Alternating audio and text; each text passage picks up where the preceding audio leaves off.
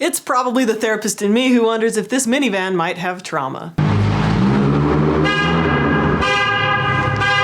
But to be serious, when you have trauma or anxiety, it's like your nervous system is an overly sensitive car alarm that goes off if anything gets too close. For someone living with trauma or anxiety, stress, hypervigilance, anger, and fear can seem to dominate your day and leave you feeling triggered, tense, jumpy, and eventually exhausted and burnt out. With trauma, it's common for your nervous system to be what's called sympathetically dominant. The sympathetic state is the activated state, the anxious state of your nervous system. And it's fine for brief spells, but when it's chronic, that can lead to some unwanted negative impacts on your mental health and physical health. The good news is that we can retrain our nervous systems to be healthier, to be parasympathetically dominant. That's the calming state of your nervous system, where we feel safe, balanced, and confident. Then, when things get stressful, your alarm doesn't get triggered as often. And when it does, you can come back to a sense of safety more quickly. But this retraining isn't something we do in therapy. In this video, you'll learn 9 micro habits you can work into each day to retrain your nervous system to be calmer and healthier.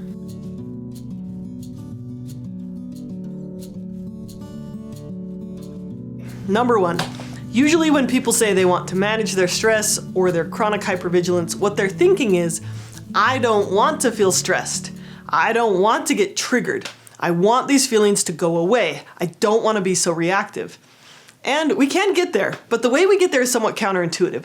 The harder you try to just not feel stressed, the more stressed you'll feel. Being anti-reactive is just another form of reactivity. You're reacting to your stress instead of choosing what you want instead. That leaves you feeling out of control. If you want to regulate your nervous system, you have to be proactive.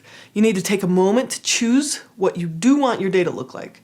So if the trauma behavior is saying, I don't want to feel stressed today, the regulating habit is to set an actionable intention for the day. It's important to choose something you will do instead of something you wish wouldn't happen.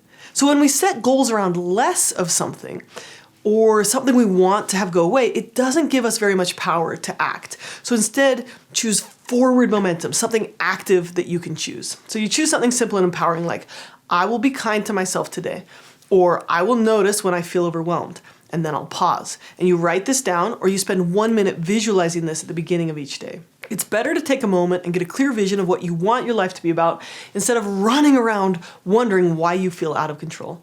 And that takes us to our second micro habit for nervous system regulation. And this is slow down instead of speed up. So when you're dysregulated, you're gonna feel rushed, hurried, perhaps a little scattered, and you'll start moving in these frantic, tight little jerking movements. When you walk, when you eat, as you look at emails. And this sends a message to your brain that you must be in danger. A simple way to calm your nervous system is to slow down, to move deliberately. Going slowly regulates the nervous system and sends a message of safety. So the trauma behavior is rushing and frantic hurrying. The regulating behavior is slow down and settle. So you can do this by creating pause routines. You can build mini habits into transitions. So for example, before a meeting, pause yourself and take 3 slow breaths. Or before you eat, check in with your body or say a prayer. Train yourself to walk more slowly, eat more slowly, respond more slowly. With your kids, say, I'll think about that for 5 minutes before deciding. Okay, number 3, set the tone for the day. How we start our day sets the tone. A lot of people experience higher cortisol levels in the morning, and if we start the day to a blaring alarm clock, or we lay in bed too long worrying about the day ahead, or maybe you're exhausted from staying up too late the night before, or the first thing we look at is the news or social media. Basically, any of this can prime your nervous system to think that it's in danger. You're primed to feel jittery and tense throughout the day. And while you can put in the time to calm back down, it's better to set a healthy tone for the day. So the trauma behavior is starting the day stressed, and the regulating habit is to give yourself enough time in the morning. Set the tone for your day. Meditation, prayer, or reading work for me. And I don't mean reading the news. This usually looks like reading scriptures in bed or listening to a meditation as I wake up. A few other things that make my day go great is if I exercise, if I eat a lower carb breakfast, And that can keep you off of that roller coaster of high and low blood sugar. Take it easy on caffeine or cut it out. And I promise after a withdrawal period, you can get to a place where you don't need coffee to jumpstart your day. If you do start off the morning feeling super low energy, like a lot of people do, look for ways to gently stimulate your nervous system. So maybe some happy music or something funny or a lovely hot shower. This video that we're making right now is mostly about people who get stuck in this sympathetic response, this activated state. But I am going to make another video about daily routines for people who get stuck in the dorsal vagal or the shutdown or overwhelmed state. Number 4, schedule in time to rest. So the trauma behavior is filling every moment of the day with activity. The regulating habit is to schedule in time throughout your day to rest, recover, regulate, and check in. Research shows that we function best when 10% of your day is set aside for rest. That's 2.4 hours. Now you might say, but that's impossible with my kids' work schedule. I'm gonna say, really? I'm gonna question that. How much time do you save by eating your lunch in a rush while watching shorts versus sitting quietly to enjoy it and taste your food? You might be able to do lunch in 15 minutes either way, but one way is regulating and the other is dysregulating. How many hours of screen time do you get each day? Most people average 4 to 8 hours, not counting work. Screen time is dissociating, not regulating. So here's what scheduled relaxation might look like. 10 minutes in the morning to meditate or read, 15 minutes to go for a walk at lunch, half an hour before bed to wind down with a show, or maybe you snuggle your child when she comes home from school, or you sit on the porch and watch the sunset. You slow down for 15 minutes each meal, you know? And honestly, like when I look at my schedule, that's probably more than I get per day. But I'm gonna work on this one myself too. As a mom, it really is hard to find 10 minutes to rest, but I think when we get rid of the distractions, mostly our phones, we're gonna find that we can restore our nervous system better. Okay, number 5, trauma behavior, a disconnection from yourself, regulating habit, regular nervous system regulation. So the routine that has worked best for my clients is to have them set a gentle chime on their phone with a free app like Lotus Bud or Mindfulness Bell, and to schedule it to go off a couple times each day. And when that chime goes off, it's a reminder to just pause, check in with yourself. When you're severely dissociated, you may need to practice this check-in for 1 minute, 2 to 4 times per hour. But with practice, eventually, it's gonna come naturally to you. You're gonna check in with your body, notice what physical sensations you're feeling. Sometimes when I do that, this leads me to getting up and stretching for a few minutes because my back hurts or my legs are falling asleep, right? You might notice your posture, your breathing, or your emotional state. And then just get in the habit of gently naming what state you're in. You might say like, oh, I feel shut down, or I feel anxious, or I feel calm. And this builds emotional awareness without judgment. You can get good at this by practicing longer mindfulness meditations as well. And then you can also, when you do this check-in, you can check in with your needs. Ask yourself, am I thirsty? Am I hungry? Do I need rest? Am I holding my breath? Meeting your basic needs supports nervous system regulation. So after you've checked in, then you just slowly, gently slow down and soften. Okay, the next regulating habit you can work on is to counteract hypervigilance by restoring your sense of safety. So the trauma behavior is hypervigilance. You're constantly just scanning for danger. The regulating habit is to remind yourself that you are safe because you can trust yourself to get through it. So here's a quick activity you could do. It's called orienting to safety. When you're feeling hypervigilant, you can gently turn your head and look around your space. What you're doing is grounding yourself in this present moment, and usually this present moment is safe enough. Name 3 things you can see, 3 things you can hear, and 3 things you feel. Might be like the floor under your feet.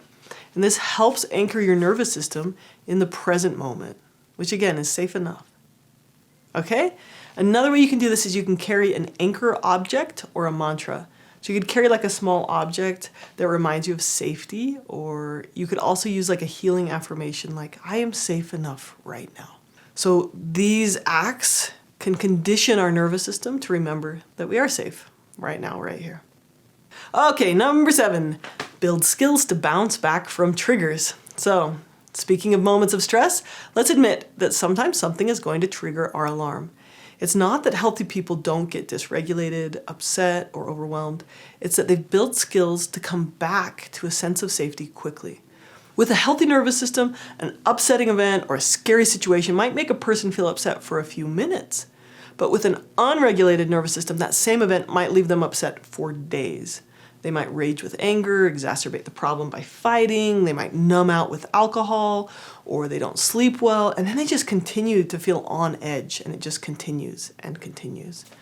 So the trauma behaviors are an addictive, avoidant, or reactive behavior when you get triggered, and the regulating habit is you have a plan for when you're dysregulated. This might include something sensory, something to help you process, that's like journaling, something to re-engage your sense of safety. So that might be like sipping some ice water or washing your face. It might be to go for a walk or listen to some music you love. For processing, you could write it out, talk it out, you could share it with a friend or a therapist, or you could just talk into the voice to text in your phone or write in your journal. Sometimes when I have a tricky problem that's really bothering me, I'll kind of draw out the problem on a piece of paper with a diagram, and that'll help me process it as well. And then again, to restore your sense of safety, you could try a reminder or a mantra, like, oh, here in this moment, I'm safe. I've gotten through 100% of tough days in the past. I can trust myself to feel my feelings and be okay. Or you could request support. Say, hey, I'm having a tough day today. Can I have a hug? Or you could pray. God, can you give me the courage to face the day and be my protector? And social safety, being with someone, is a powerful regulator. So whenever possible, co-regulate, right? You can call a safe person, sit with a pet, or even look at a photo of someone who helps you feel connected and calm. Okay, so that's just a big laundry list. What I want you to do is to take what works for you from this list and make a plan so that the next time something bad happens, you go for a quiet walk, you write in your journal, you call your friend, you remind yourself that you're capable, and then you come back and you face the problem with that sense of calm and connection. Okay, number 8, expand your window of tolerance. So trauma habit is being frozen, having like low energy, being really stuck in this overwhelmed state where you feel numb or you constantly withdraw and shrink back. The regulating habit is to move your body. I've mentioned a lot of dysregulated behaviors that leave you feeling tense or jittery, but a healthy regulated nervous system isn't calm all the time. In fact, if you feel too relaxed, too unmotivated, too low energy, you might be stuck in or dominated by the dorsal vagal response. This is what we call the shutdown state. In this case, it's great to expand your nervous system's capacity by upregulating through movement. So we're going to be doing things that stretch your nervous system, and the way to get back to this window of tolerance when you're in hypoarousal is actually to go through activation and then back into that sense of calm. So this is going to look like using things that are slightly stressful that lead to laughter and play. So if you have a tendency to be dominated by shutdown state, incorporate more movement and high energy into your day. If you tend to be dominated by stress and busyness and tension, then you're going to incorporate more play into your day. So this could look like playing sports or playing with your kids or doing something funny that makes you laugh. It could also look like expanding your window of tolerance by adding in some discomfort. This might look like exercise, fasting with your physician's approval, or cold water exposure. All of these can expand your nervous system's ability to tolerate stress. Okay, number 9, intentionally wind down in the evening. Trauma behavior is avoidance, and the regulating habit is to have an intentional evening wind down. Okay, so let's think about the end of your day. When you're stressed or you're anxious, it's so easy to just get stuck in a pattern of avoidance, just scrolling through your phone at night.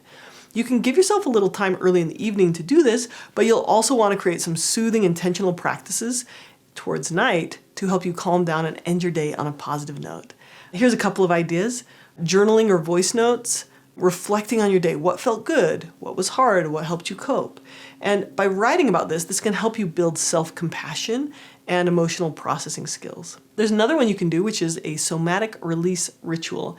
And this is where you gently tap or rub your arms and legs, or you can lie on the floor, breathe deeply to help discharge stress and reconnect to your body. I think another great practice is doing gratitude or the 3 good things exercise.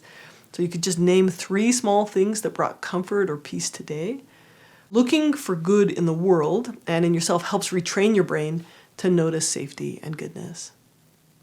Okay, another exercise is progressive muscle relaxation or safe place visualization, and I'll link those in the description below. Progressive muscle relaxation, you essentially lay down and you just tense and then relax each muscle group. Or you imagine, for the safe place visualization, you just imagine a safe, soothing place before bed to help you ease your body into rest. Okay, so there you have it. That's 9 things you can incorporate into your daily routine to help you regulate your nervous system if you have trauma or anxiety. And as always, please do not feel like you have to do them all. Maybe start with one of your anxiety or trauma behaviors that's most disruptive and replace that one first. And it's better to just start with small changes and practice them for a few weeks until they become habit, and then you can incorporate another new habit. Okay, did any of these micro habits stand out to you?